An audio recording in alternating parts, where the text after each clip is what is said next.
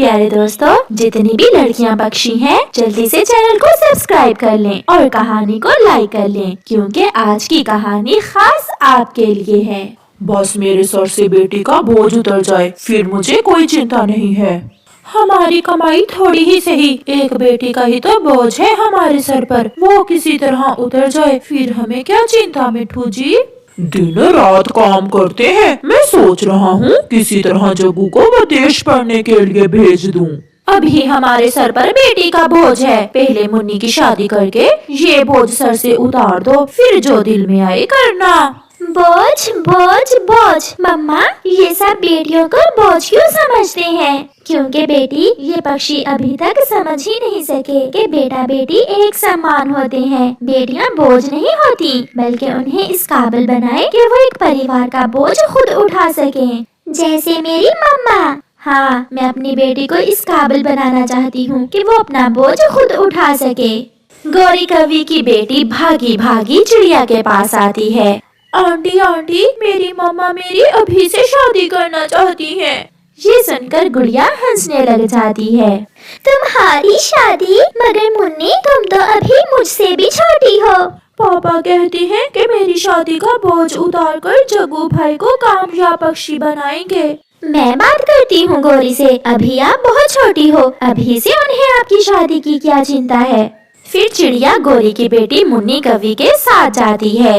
गौरी, अभी मुन्नी छोटी है, आपको इसकी शादी की इतनी क्यों जल्दी है? अच्छा रिश्ता मिल रहा है, कल क्या मालूम कोई अच्छा कौवा मिले या ना मिले। इतनी छोटी सी उम्र में अगर तुम मुन्नी की शादी कर दोगी तो कल ये कैसे अपने बच्चों को संभालेगी, कल कैसे अपने घर को संभाल सकेगी? अभी इसे सीखने दो। चिड़िया, तुम यहाँ से चली जाओ, ये हमारे घर का मसला है, हम बेहतर जानते हैं। जब मेरी शादी हुई तो मेरी उम्र भी थोड़ी थी, इसीलिए तो आपके पहले 3 अंडे खराब हो गए थे, क्योंकि आपको जानकारी नहीं थी कि अंडों की रक्षा कैसे करते हैं। पापा, मैं अभी। बस बहुत हो गया, चिड़िया चुप करके यहाँ से चली जाओ। फिर चिड़िया वहाँ से चली जाती है और दूसरे दिन गौरी मुन्नी की शादी करती है। मम्मा, गौरी आंटी ने बहुत जल्दी की मुन्नी की शादी करने में। मैं भी उसी का सोच रही थी, वो कैसे अपने घर को संभालेगी। गुड़िया बेटी, कल आपने तोते टीचर से लकड़ियों का घर बनाना सीखने जाना है।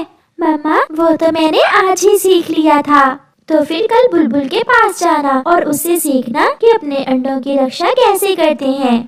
बहू, ये ससुराल का घर है, तुम्हारे माता पिता का नहीं है। कल सुबह सवेरे उठकर भोजन लेने चली जाना। बेटा, बहू को हमारे परिवार के असूल समझा दिए हैं ना? हाँ, मैंने मुन्नी को बता दिया है कि रात को सोने से पहले मेरी माँ की टांगे दबानी है और मेरी माँ का भोजन भी इसे ही लाना होगा। बहू, सुन रही हो ना? हाँ, मैं कोशिश करूँगी ये सब करने की। फिर मुन्नी भोजन लेने चली जाती है। वो अभी छोटी थी, इसलिए वो तो बच्चों वाली हरकतें करती थी। रास्ते में कभी वो तितलियाँ देखने रुक जाती और कभी फूलों के पास जाकर बैठ जाती। जब शाम को वो भोजन लिए बिना ही घर जाती है तो पहले दिन उसकी सास उससे लड़ाई करती है। अगर इतनी ही छोटी थी तो क्यों की थी शादी? हम यहाँ तुम्हें खेलने कूदने के लिए नहीं लाए। कान खोल कर सुन लो, खुद को बदल लो, अगर ना बदला तो मैं अपने बेटे की दूसरी शादी कर दूंगी। मैंने क्या किया है माँ जी? आप क्यों मुझे इतना बुरा भला कहे जा रही हैं? एक तरफ मुन्नी अपने ससुराल जाकर तरह तरह के ताने सुन रही थी, दूसरी तरफ चिड़िया अपनी बेटी को सब सिखा रही थी। गुड़िया ने घोंसला बनाना सीख लिया था, भोजन लाना सीख लिया था और बुलबुल से अंडों की रक्षा करना भी। ऐसे ही कुछ दिन गुजर जाते हैं और फिर एक दिन मुन्नी की तबीयत खराब हो जाती है। उसकी सास उसे बुलबुल डॉक्टर के पास लेकर जाती है। बुलबुल मुन्नी का चेकअप करती है। बधाई हो बहन, आप दादी बनने वाली हो, तुम्हारी बहू अंडा देने वाली है। ये सुनकर मुन्नी की सास बहुत खुश होती है, मगर एक समस्या है, तुम्हारी बहू बहुत कमजोर है और इसकी उम्र भी बहुत कम है, इसका खास ध्यान रखना पड़ेगा आपको। शक्ल से ही ऐसी दिखती है, हम सबसे ज्यादा खाती है ये। सासू माँ, मुझे बहुत डर लग रहा है। ज्यादा चोंचले ना करो, मेरे साथ घर चलो। मुन्नी और उसकी सास वहाँ से चली जाती हैं। गुड़िया भी अब जवान हो चुकी थी। उसकी मामा भी एक अच्छा सा चिड़ा देखकर उसकी शादी कर देती है। गुड़िया बेटी, मुझे विश्वास है कि आप अपने घर का अच्छे से ख्याल रखोगी। मैं अपनी माँ की हर बात याद रखूंगी।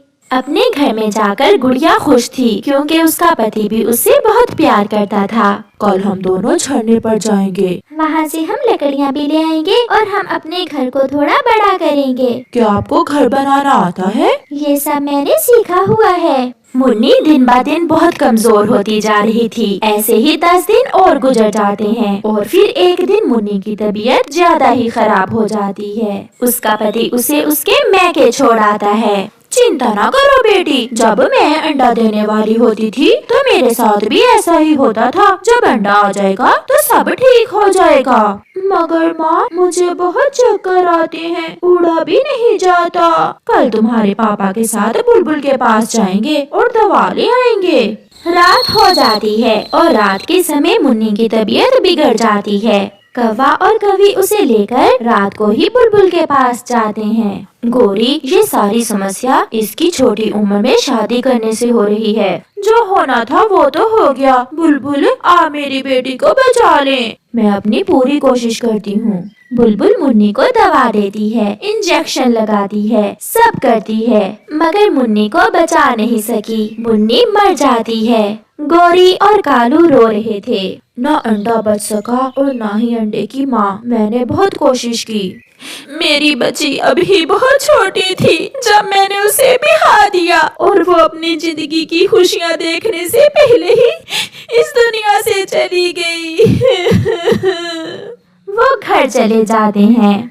सुबह हो जाती है। कालू कौवा अभी तक रो रहा था। गोरी, जग्गू तो विदेश पढ़ने चला गया, मगर मेरी मुन्नी मुझे छोड़कर चली गई। अगर उस दिन चिड़िया की बात मानी होती तो आज मेरी मुन्नी मेरे साथ होती। फिर ऐसे ही कुछ दिन गुजर जाते हैं और गुड़िया एक सेहतमंद अंडा देती है, जिससे कुछ दिनों बाद एक सेहतमंद बच्चा निकलता है। गोरी बहन, मैं नानी बन गई हूँ। मेरी गुड़िया के अंडे से बेटा निकला है। चिड़िया, अगर मैंने भी तुम्हारी तरह अपनी बेटी की शादी पूरी उम्र में की होती तो आज मैं भी ये खुशियाँ देख सकती। गोरी बहन, इसलिए तो मैं हमेशा सबसे कहती हूँ कि बेटियाँ बोझ नहीं होती, इसलिए उनके फ्यूचर के फैसले सोच समझ कर करें। प्यारे दोस्तों, कहानी को लाइक और चैनल को सब्सक्राइब जरूर करें। आपका धन्यवाद। बुलबुल का घोंसला टूटा हुआ था, इसलिए वो बहुत डरी हुई थी। वो अपने टूटे हुए घोंसले में बारिश से बचने के लिए एक तरफ होकर खामोश बैठी हुई थी। तेज हवा से जंगल में शोर था। कौवा और कव्वी ने तो कमाल कर दिया था। वो बारिश में ही अपने लिए भोजन ढूंढ कर ले आए थे। गुड़िया और उसकी मम्मा भी अपने घर में बैठी हुई थी। मम्मा, क्या आज हम भोजन लेने नहीं जाएंगे? हाँ बेटी, मैं भी यही सोच रही थी। ये बारिश तो न जाने कब रुकेगी, हमें जाना ही होगा।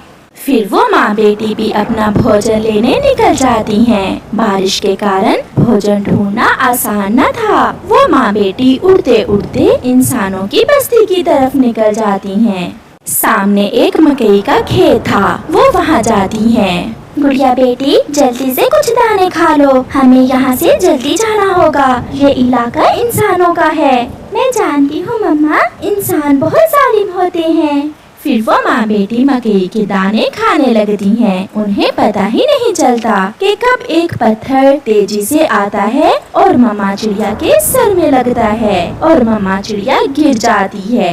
नहीं, क्या हुआ? मेरी मम्मा को क्या हुआ? मम्मा उठे। गुड़िया रोती है, बहुत रोती है, मगर मम्मा अपनी आंखें बंद कर चुकी थी। वो गुड़िया को छोड़कर जा चुकी थी। मम्मा, इंसान बहुत जालिम है। एक दाना खाने के बदले में जान तक ले लेते हैं।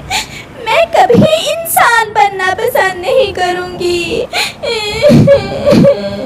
शाम के बाद गुड़िया अपने घर वापस चली जाती है। बारिश भी रुक गई थी। गुड़िया की मम्मा के पुराने दोस्त कवि, कौवा और मिठू गुड़िया के पास आते हैं। गुड़िया बेटी, जालिम इंसानों ने आपकी मम्मा को मार दिया। हौसला करो बेटी। अगर मैं इतना शक्तिशाली होता तो किसी इंसान को ना छोड़ता। सब इंसान बुरे हैं। नहीं कालू, हम पक्षियों की तरह कुछ इंसान अच्छे भी हैं, सभी बुरे नहीं हैं। गुड़िया से कुछ बातें करने के बाद वो सब अपने अपने घरों को वापस चले जाते हैं। आज की रात गुड़िया जाग कर गुजारती है। उसे अपनी मम्मा के बिना नींद नहीं आ रही थी। मम्मा, आपकी याद सता रही है। बहुत मुश्किल है मम्मा आपके बिना रहना। मैंने कभी कल्पना भी नहीं की थी आपके बिना रहने की। दूसरे दिन आसमान साफ था। घर से तो गुड़िया को निकलना ही था, क्योंकि उसे पता था कि अगर जिंदा रहना है तो बाहर जाना ही होगा, दाना लाना ही होगा। सामने सूखे हुए कीकर के पेड़ पर बैठे हुए बुरे उल्लू गुड़िया को अकेली जाते हुए देखकर उसे तंग करने लगते हैं। वो उड़ते हैं और गुड़िया को रोक लेते हैं। डरती हुई गुड़िया एक पेड़ पर बैठ जाती है। अकेली ना बाजार जाया करो, नजर लग जाएगी। बहुत सुंदर हो तुम छोटी चिड़िया, चलो मेरे साथ, दाना और फल दूंगा तुम्हें। दुष्ट उल्लू, मुझे जाने दो, वरना मैं शोर मचाकर सबको इकट्ठा कर लूंगी। शोर कैसा? मैं तो आपकी परिभाषा कर रहा हूँ। गुड़िया वहाँ से भाग जाती है। सामने उसे कबूतर चाचा और मिठू नजर आते हैं। उन्हें देखकर गुड़िया की जान में जान आती है। चाचा, चाचा, चाचा कबूतर, वो बुरे उल्लू मुझे तंग कर रहे हैं। शांत हो जाओ बेटी, शांत हो जाओ, पीछे कोई नहीं है। गुड़िया बेटी, अब आपकी मम्मा नहीं है जो आपको हर बुरी आंख से सुरक्षित रखती थी। बेटी, आप ऐसे अकेली बाहर ना आया करो। तो मिठू अंकल, मैं किसके साथ भोजन लेने जाया करूं? बेटी, कौवा और कौवी आपके पड़ोसी हैं, आप उनके साथ ही बाहर निकला करो। ये जंगल अच्छा भी है और बुरा भी, यहाँ पंख पंख पर संभल कर रहना होगा। फिर उस दिन गुड़िया चाचा कबूतर और मिठू तोते के साथ भोजन लेकर वापस घर चली जाती है।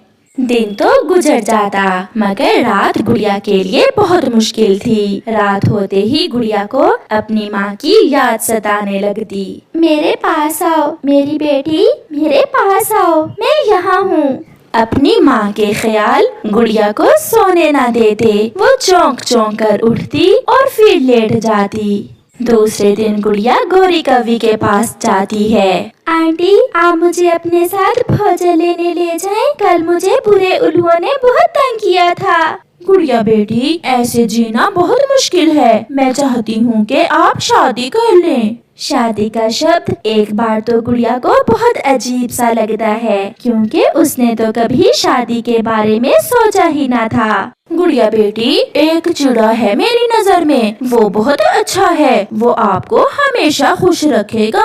आंटी, अब माँ के बाद आप ही मेरे सब कुछ हैं। कालू चाचा, कबूतर चाचा, मिठू अंकल और आपके सिवा मेरा कौन है इस जंगल में। उस दिन गुड़िया गौरी आंटी के साथ भोजन लेने जाती है। आज गुड़िया खुद को सुरक्षित समझ रही थी। गुड़िया को एक पेड़ पर अमरूद खाते हुए देखकर उल्लू फिर से वहाँ आता है। सुंदर चिड़िया, एक बार अपना नाम तो बता दो। पीछे से गौरी कवि भी आ जाती है। कमबख्त, जाओ जाकर अपनी माँ का नाम पूछो, अपनी बहन का नाम पूछो। मैं अभी कालू को बुलाती हूँ, हम सब सीधा करते हैं तुम्हें। नहीं, मैं तो मजाक कर रहा था। उल्लू वहाँ से भाग जाता है। आंटी, सच कहा आपने, इस जंगल में अकेले जीना बहुत मुश्किल है। आप मेरी शादी कर दें। फिर गौरी कवि दूसरे जंगल जाती है और उस चिड़े को बुलाकर गुड़िया और उसकी शादी कर देती है। वो चिड़ा गुड़िया को बिहाकर अपने साथ ले जाता है। वो घर छोटा जरूर था, मगर वहाँ गुड़िया सुरक्षित थी। चले भोजन लेने, आपको भूख लगी होगी। ये वही शब्द हैं जो मेरे मम्मा पापा कहा करते थे। चले, मैं तैयार हूँ। ऐसे दिन रात गुजरते गए और गुड़िया अपने जीवन में मगन हो जाती है। और फिर एक दिन गुड़िया अपनी गोद में एक छोटी सी चिड़िया को लिए बैठी थी जिसका नाम उसने मुन्नी रखा था। आज वो बहुत खुश थी क्योंकि वो माँ बन गई थी और अपनी बेटी को देखकर वो जिंदगी के सभी पुराने दुख भूल चुकी थी। प्यारे दोस्तों, जिंदगी इसी का नाम है, एक ना एक दिन बिछड़ जाना है। इसलिए अपने मम्मा पापा से बहुत बहुत प्यार करें। आपका धन्यवाद।